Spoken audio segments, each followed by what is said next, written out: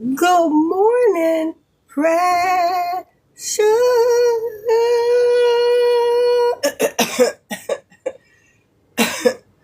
What? What? How you doing, baby? Happy Thursday. Damn, Facebook.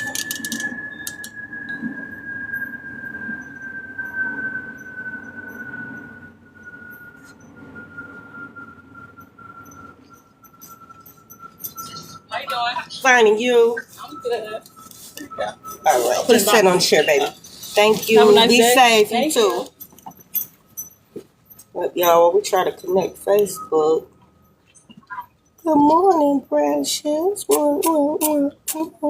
How you doing, baby? Happy. I said it already. Thursday. And today on Coffee and Conversation with your girl, Shug Kenya. When you get a minute, go to that YouTube channel, Coffee and Conversation with Shug Kenya. And hit subscribe. Yeah. Look at some of the videos, and if you see any of them that you like, I would appreciate if you hit share. Yeah, I'm trying to be famous. Yeah, and I need y'all help to do so. Don't nobody know who I am, right? I'm over here talking all this good stuff every day. Well, not every day to you, TikTok. TikTok, I try to bring you in. I try to bring you in after the fact. But I looked at one of the videos, and the quality isn't that good, right? Meaning that when I be cleaning, I be putting a video of Coffee and Conversation on so y'all can hear it. But it didn't, I don't know. Y'all been tuning in though. So I said, let me go live with TikTok this morning. And TikTok here, we talk about co-parenting mainly. Yeah, we talk about mental health. We talk about goals. We talk about things that can strengthen the culture. Yeah. So please feel free to tune in. I'm on Facebook a lot of times. I'm on Instagram. But definitely y'all go to that YouTube channel. So y'all, when you get a moment, please get a copy of my book. And I can't find it. I don't know where it's at.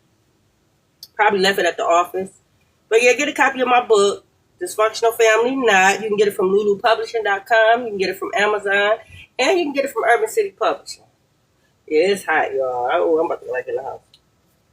So today, guys, let me see. It is a conference coming up, and I wanted to share it with you guys. Let's start it off with that. A men's mental health conference. Yep, if you're here in the Detroit area, if you're not far, if you're close, you're in Michigan, yep, please. If you're not doing nothing, July 10th and the 11th. It's going to be at Wayne State University at the McGregor Conference Center, right? So it's just going to be a panel of men there. It's going to be some therapists there. One of the guys was talking about him and his wife is going to be there. So I didn't know if women can attend or not, but I'm thinking if his wife is going to be there, it's probably other activities to where you and your mate can possibly do some things together maybe.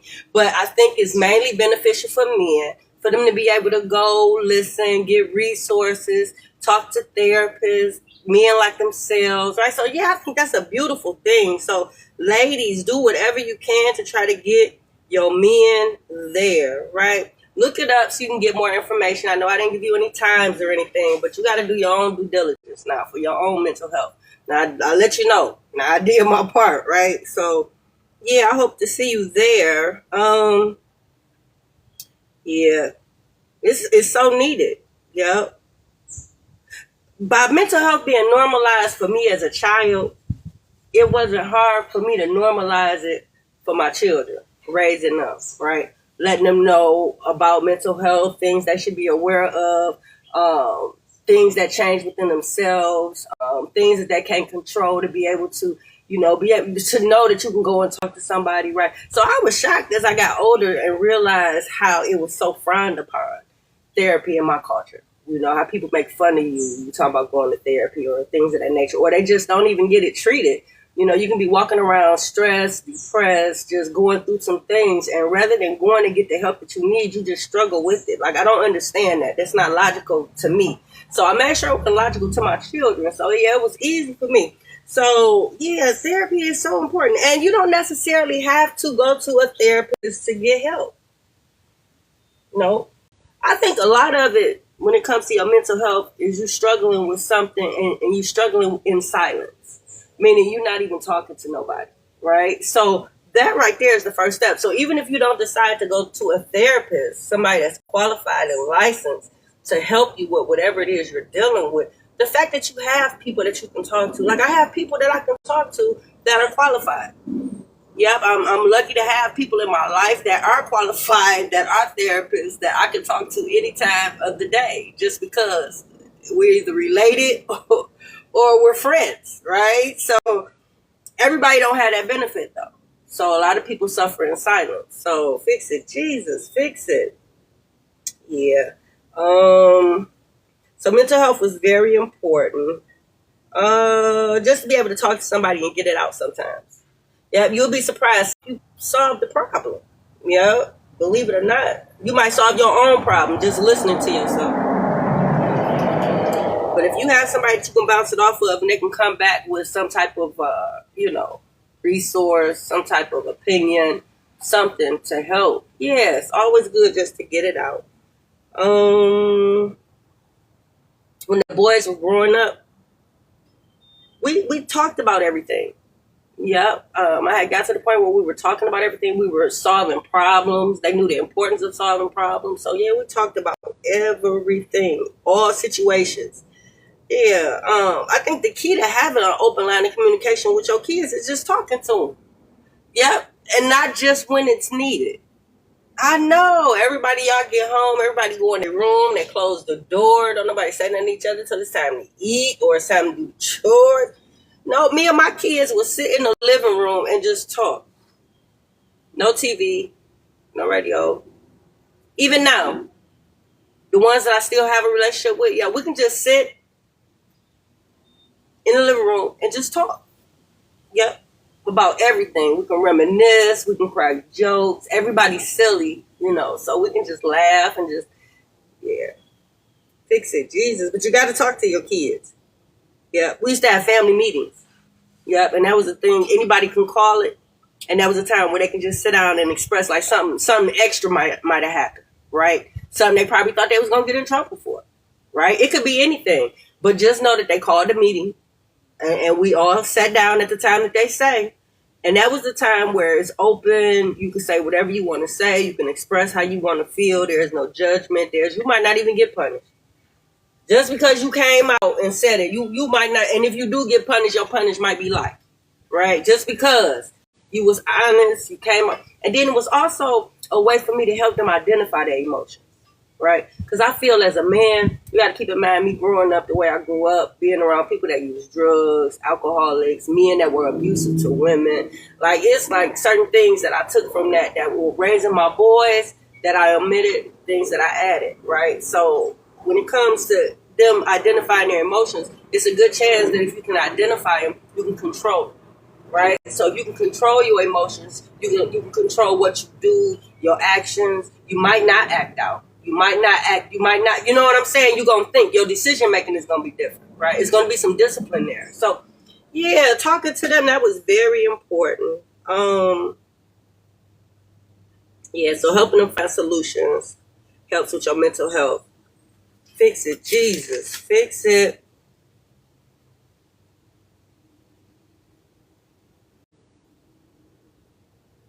So, fellas, go to that conference. Yeah, whichever day you can make it. Yesterday, we talked about the manipulation tip. Fuck family or for family, depending on how you raising your children. Fix it, Jesus. Christian show. Yeah. So you dip it now, depending on what you're teaching, you dip it now into family values, right? You dip it into morals and values, right? Yeah, you digging deep now if you're teaching your children either one way or the other, right? Fix it, Jesus, fix it. So when it came to family values, teaching my baby to love and respect me should have definitely been on the top of the list. Because you can only do so much as a parent. But once your child goes over there to the other parent's house, you don't know what's going on. You don't know what's being taught. It is so important that y'all have a friendship. You got to know what's going on with your baby when your baby is over that other parent's house, right? You just got to know that, right? So, yeah, teaching my baby to love and respect me should have been definitely on the top of the list. He loved and respect his mom. I loved and respected my mom. right? And she used drugs. Yeah, abused drugs and alcohol. I still love her because I was taught that. I was taught that you love and respect your mother no matter what. You honor thy mother. It's in the Bible, right? Fix it, Jesus. Fix it. Yeah. So no matter what. Yeah. You only get one mom, right? None of this was taught as a part of the family values when my daughter was over her father's house. Can you imagine that? Can you imagine that TikTok? When your child goes to visit their dad, they don't talk about you. They don't show no type of love and admiration for you. Don't nobody defend you. Don't nobody love and respect you. Can you imagine that? So now you got a situation where a child is being split in half. Yeah. So 50-50 over here when she come around me and she love and respect me and see all the other kids loving and respecting me. And then she go over there and the other 50 is I'm not being talked about over there. And when I'm being talked about is in a bad way, right? Nothing I can do is right. Nothing I can do is enough. Nothing. I'm not doing nothing right. Right. Yeah. Can you imagine that? Where would people have the time to just talk about that? Right. I know. Fix it, Jesus. I don't know why it was so important to demean my character and break me down. I really don't. I don't know why it was so important for them to assassinate my character. I really don't. Because I worked so hard on what I was and who I am. Right. Fix it, Jesus. Fix it. Fix it. Yeah, so for her to go no contact for 7 years and it be a total disconnect, fix it, Jesus. What had to be going on in my house? Right? Yeah, that's the question that you got to ask yourself. What had to be going on in my house for a father to feel the need to remove a child and disconnect her from not only me, but a whole family? So everything starts at home. So what's going on in my house? Well, you already know I had a safe environment, right? Yeah, you already know that. You know I didn't have any DV. Yeah. You know that I had my gun stored safely away. You know that, right? You know that it was a drug-free environment. Yeah, people weren't allowed to drink alcohol around my kids. They weren't allowed to smoke cigarettes around my kids. They weren't allowed to smoke weed or nothing around my kids. Yeah, my kids rarely listened to music that had explicit language in it. Definitely couldn't watch any movies that had any type of sex scenes or anything, depending on what age they were. Everything was age appropriate with me. So you knew that was going on in my house. Could that have been enough for me to stay in my daughter's life? I don't know. Was it? Okay, if that wasn't enough, let me see. I know people that has done all those things. And their children still love and respect them and they still have a relationship with their children. Right. So considering I didn't do none of that, that should have been enough, I would think. Yeah. They were thriving. Yep. All the children were thriving. Everybody was where I feel they should have been in life at that time. Because right now we focus on 2017 because we still raising our daughters. So this is the series that we in. So in 2017, yeah. Fix it, Jesus. Fix it. All the children were happy and everybody was thriving. That wasn't enough for her to stay in my house and for me to stay in contact with her, and for dad to feel like it's okay for her to stay. Fix it, Jesus. That wasn't enough. What would have been enough? For me to still have my place in my daughter's life and for me to continue to fulfill my role of being her mom. Right? If there was no abuse or neglect. Oh, yeah, I don't know.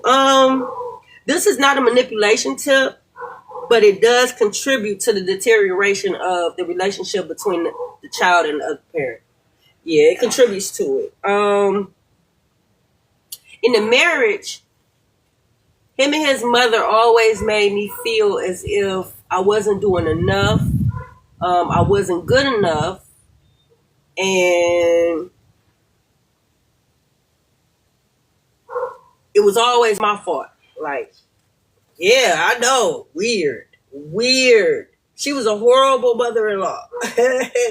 Yeah, she was a horrible mother. Moms, you got to remember when your son marries, you don't lose a son. You gain a daughter or a son.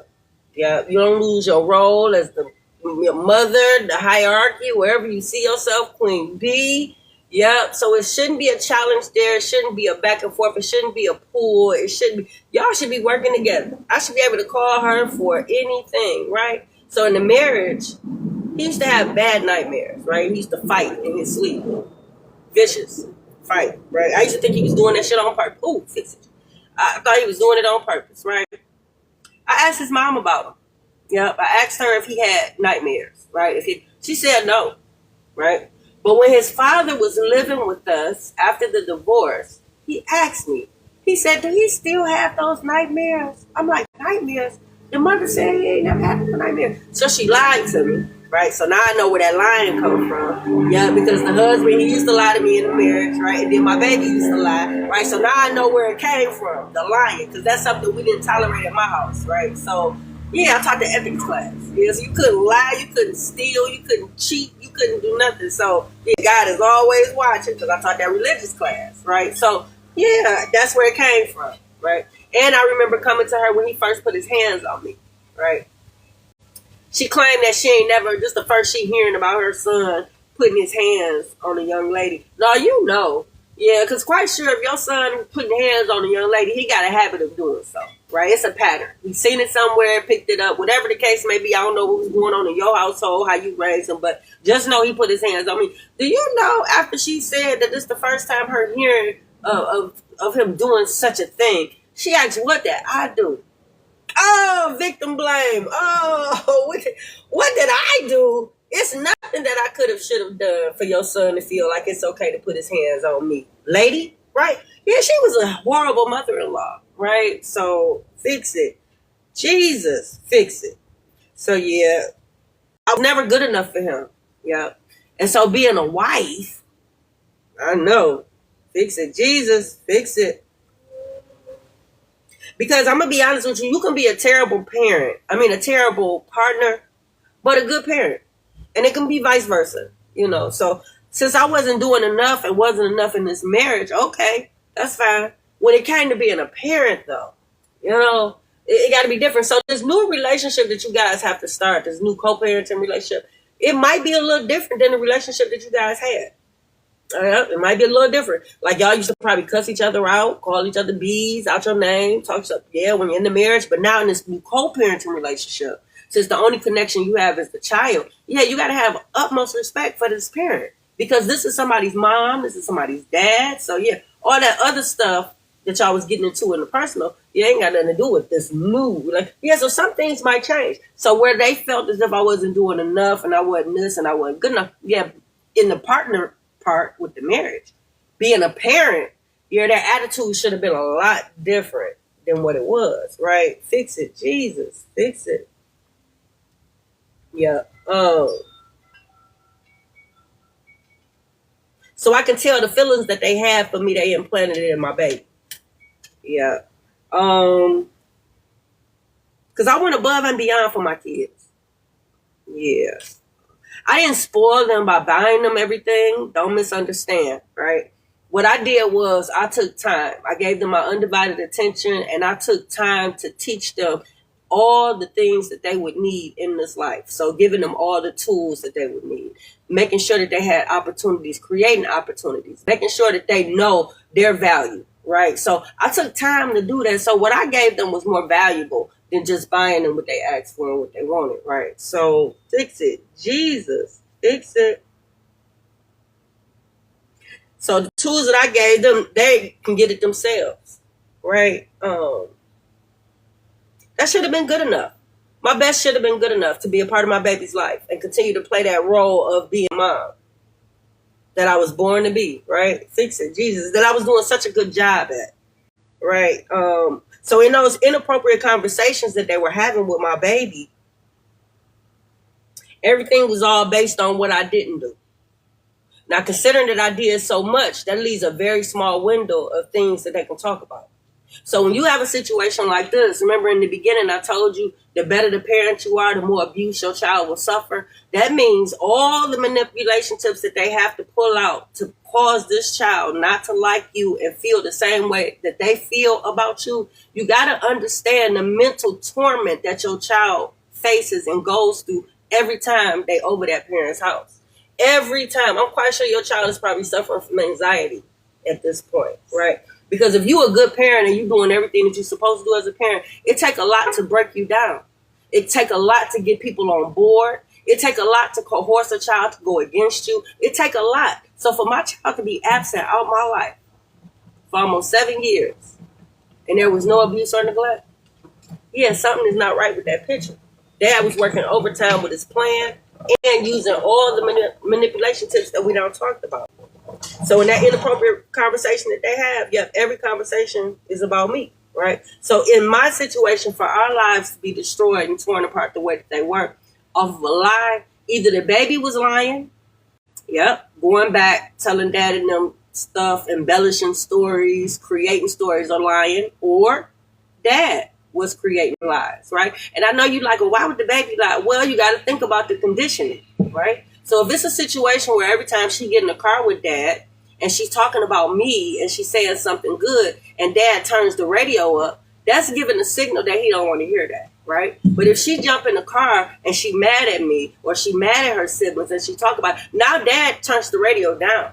Not only does dad turn the radio down, but dad is giving her undivided attention now, right? Right there, you conditioning the child to only get in the car and talk about all the bad stuff. Because you got to think about it. If she's living with me and she's with me Monday through Friday, by the time she gets to dad's house Saturday, Dad, guess what? Monday we went to the airport. Yeah, oh my God, we seen all these planes. We was in the museum. Tuesday, Dad, we went on a photo shoot. Yeah, Mom had us at a photo shoot. We did about 2 or 3 dress changes. Wednesday, oh my God, Dad, we went to the radio station. Yeah, Mom had this. Thursday, oh my God, Dad, we went to a book signing. Yeah, Mom had a book signing. Yep, oh my God, Dad, Thursday, oh my God, Dad, we cleaned a big old building. Mama just got keys. So just imagine this is the talk that she has about me by the time she get to his house on a Friday. He ain't trying to hear that. He ain't trying to hear that, right? Fix it, Jesus. So now this baby is conditioned to either make up some stories or lie, right? Oh my God, fix it, Jesus. Fix it, fix it. So it's either her or him, right? Fix it, Jesus. Fix it. Fix it. Yep, so that's a technique that's usually used when they're trying to pull a baby out your life. So either she lying or dad down lied to the baby and down lied to others about me. To go no contact, that's drastic. Because again, I know people that don't put their children up for adoption. I know people that don't lost their children to foster care. I know people that don't abuse and neglect their children. I know people that don't went away to prison and their children still love them to death. Do you hear what I'm saying? Do you hear what I'm saying? Yeah, it just don't make sense. To go no contact. When you go no contact, that means something has happened. Yeah, typically if you go no contact, that means that you've had contact with CPS. That means that you don't have a case open. That means there has been several occurrences. That means children has been taken away. That means supervised visitation has been put in place. It's so much that got to go into going no contact with a parent, right? Fix it, Jesus, fix it.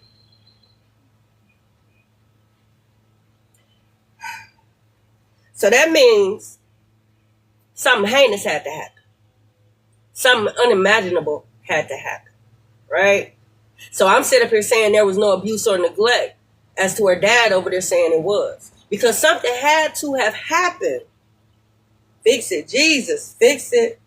So tomorrow we're going to touch on a few lies and we're going to touch on a few narratives and we're going to touch on a few scenarios that have to have been put in place for everybody to be on board with this. No contact for 7 years, a child growing up without a mother, all the women in her life, everybody is on board with it. Nobody's trying to talk to her. Nobody's trying to bring her closer to her mom. Nobody's trying to make amends. Nobody's saying you only get one mom. Nobody's saying you have to honor thy mother because it's in the Bible. Nobody's saying you have to love your mother unconditionally. Yeah, I can't believe that. I can't believe that. I can't. I just can't believe that, right? Yeah, this new co-parenting relationship, it got to be really different than the one that you guys had in that marriage and in that relationship. You only base this one on the children. Yeah, so mom treated me like I wasn't good enough for her son. Yeah. Shouldn't have been the way she treated me or viewed me as a mother to her grandchild. Yeah, because I was a better mother to my children than she was to hers. Right. So, yeah, that shouldn't have been nowhere in the conversations it shouldn't have been nothing but good being spoken about me. Positivity. Us being women of color, it shouldn't have been nothing but uplifting. It shouldn't have been nothing but us being closer and us raising that baby together. Yeah, I can't see us being apart. I can't see her upbringing being so much different than mine, to where some of the key elements of us as black women weren't being taught, right? Fix it, Jesus. Fix it. Fix it. Yeah, we should have been aligned with more things than not. Yeah. And then when it comes to dad being on board with that, because at some point dad should have been able to put up boundaries, because I don't know who was leading the pack. I don't know if the mom was leading the pack and talking bad about me and encouraging this baby to not be in my life. I don't know if it was dad. I don't know who, what, when, why, or how. That's why we started Coffee and Conversation. Yeah. So I have not a clue.